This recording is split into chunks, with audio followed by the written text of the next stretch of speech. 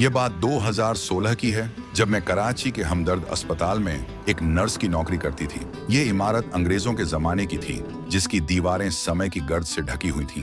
हर कोने से एक अजीब सी ठंडक और डरावनी खामोशी झलकती थी, जैसे इमारत खुद कोई रहस्य छुपाए हुए हो। मेरी ड्यूटी 10वीं मंजिल पर थी, जबकि 11वीं मंजिल को पूरी तरह से बंद कर दिया गया था। वहां जाने की सख्त मनाही थी।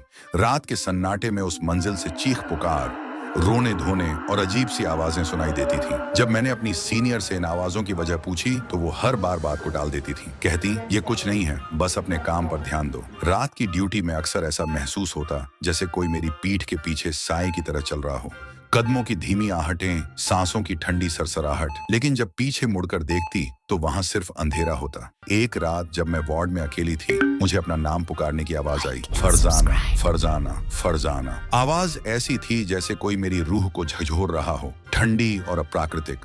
डरते हुए मैं वार्ड के अंदर गई, जहां एक मरीज बिस्तर पर बैठा भारी और अजीब आवाज में बड़बड़ा रहा था। उसकी आंखें पूरी सफेद हो चुकी थीं, जैसे वो इस दुनिया का ना हो, और उसके हाथ हवा में कुछ पकड़ने की कोशिश कर रहे थे, जैसे कोई उसे बांधे हुए हो। डर से मेरी चीख निकल गई और मैं डॉक्टर को बुलाने भागी। जब हम वापस आए, वह मरीज शांत लेटा था, जैसे कुछ हुआ ही ना हो। सबने कहा कि यह मेरा वहम है, लेकिन मेरा दिल गवाही दे रहा था कि कुछ तो गड़बड़ है। एक सीनियर नर्स ने गुप्त रूप से बताया कि 11वीं मंजिल पर पहले मुर्दा घर हुआ करता था। सालों पहले एक लड़की, जिसके लंबे काले बाल और सफेद कपड़े उसे भूतनी जैसी शक्ल देते थे, अजीब ढंग से सीढ़ियों से ऊपर चढ़ी और 11वीं मंजिल से कूदकर जान दे दी। उसके बाद से वह मंजिल बंद कर दी गई। कहा जाता है कि उसकी आत्मा अब भी वहां भटकती है। रात के समय उसके बालों का साया दीवारों पर लहराता दिखता है, और उसकी हंसी, जो खून जमा देने वाली होती है, गलियारों में गूंजती है। एक रात एक मरीज की मौत हो गई, जो अस्पताल में आम बात थी। हमने उसके शरीर को सफेद चादर से ढक दिया और एम्बुलेंस का इंतजार करने लगे। तभी एक बूढ़ी औरत आई। उसका चेहरा पीला और छोटा था, जैसे मौत उसे छू चुकी हो। उसकी आंखें खोखली खोपड़ियों में ढंसी थीं और उसके हाथ हड्डियों की तरह कांप रहे थे। उसने मुझसे किसी का नाम पूछा, लेकिन उसकी आवाज ऐसी थी जैसे वो कब्र से बोल रही हो। मैंने कहा कि मैं नहीं हूँ, मुझे नहीं पता। वार्ड बॉय जो साथ खड़ा था, उसे देखकर डर के मारे भाग गया। बाद में उसने बताया कि वह औरत सालों पहले इसी अस्पताल में मर चुकी थी और कई नर्सों ने उसे रात के समय देखा है। अस्पताल की लिफ्ट की भी अपनी कहानी थी। रात के समय वह खुद ब खुद चलती, हर मंजिल पर रुकती, और जब दरवाजे खुलते तो वह खाली होती। एक रात लिफ्ट में मुझे एक जला हुआ आदमी दिखाई दिया। उसका चेहरा पिघला हुआ था, उसकी आंखें अंगारों की तरह जल रही थीं और मुंह से धुएं की बदबू आ रही थी। वह चुपचाप मुझे घूरता रहा और जब लिफ्ट रुकी तो वह हवा में घुल गया। एक और डरावनी बात 11वीं मंजिल से आने वाली अजीब सी बदबू थी, जैसे जलते हुए मांस की हो। एक रात जब मैं 10वीं मंजिल पर थी, मुझे जंजीरें घसीटने की आवाज सुनाई दी। हिम्मत करके मैंने सीढ़ियों से ऊपर देखा तो 11वीं मंजिल के दरवाजे के नीचे से खून की एक पतली धार बह रही थी।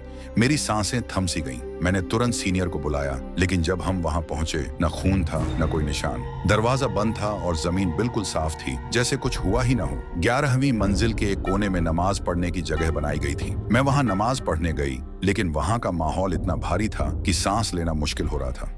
अचानक मेरी जान मांझ पर कुछ टपका। जब मैंने देखा तो वह खून था, जो छत से टपक रहा था। मेरी चीख निकल गई और मैं दौड़कर बाहर आई। सीनियर ने बताया कि यह जगह इसलिए बनाई गई थी ताकि बुरी आत्माओं का असर कम हो, लेकिन उससे कोई फर्क नहीं पड़ा। एक नई भयानक रात जब मेरी ड्यूटी 7वीं मंजिल पर थी, मुझे 12वीं मंजिल जाना था। लिफ्ट खराब थी तो मैंने सीढ़ियां ओढ़ ली। 11वीं मंजिल के पास पहुंचते ही वही जला हुआ आदमी सामने खड़ा था। इस बार उसका चेहरा और भी डरावना था। उसकी आंखों से खून बह रहा था और उसके हाथ मेरी तरफ बढ़ रहे थे, जैसे वो मुझे पकड़ना चाहता हो। उसकी हंसी ऐसी थी जैसे कब्र से कोई ठाका लगा रहा हो। अचानक 11वीं मंजिल का दरवाजा जोर से खुला और उसमें से एक सफेद कपड़े वाली औरत का साया बाहर निकला, जिसके बाल हवा में लहरा रहे थे। मेरी चीख गले में अटक गई और मैं वहीं बेहोश हो गई। जब होश आया, मैं एक दूसरे अस्पताल में थी। मेरे पिता और एक डॉक्टर मेरे सामने खड़े थे। डॉक्टर ने कहा कि उन्होंने मुझे अकेले जाने से मना किया था, लेकिन मैंने नहीं माना। उस घटना के बाद मैंने हमदर्द अस्पताल की नौकरी छोड़ दी और अपने गांव सांगड़ चली गई। यहाँ एक छोटा सा अस्पताल है, जहाँ अल्हम्दुलिल्लाह ऐसी कोई डरावनी बात नहीं है, लेकिन रात के सन्नाटे में जब मैं अकेली होती हूँ तो लगता है कि वो जला हुआ आदमी और सफेद कपड़े वाली औरत अब भी कहीं मेरा इंतजार कर रहे हैं, और 11वीं मंजिल का वह खून से सना हुआ दरवाजा आज भी मेरी यादों में जिंदा है। Like and subscribe.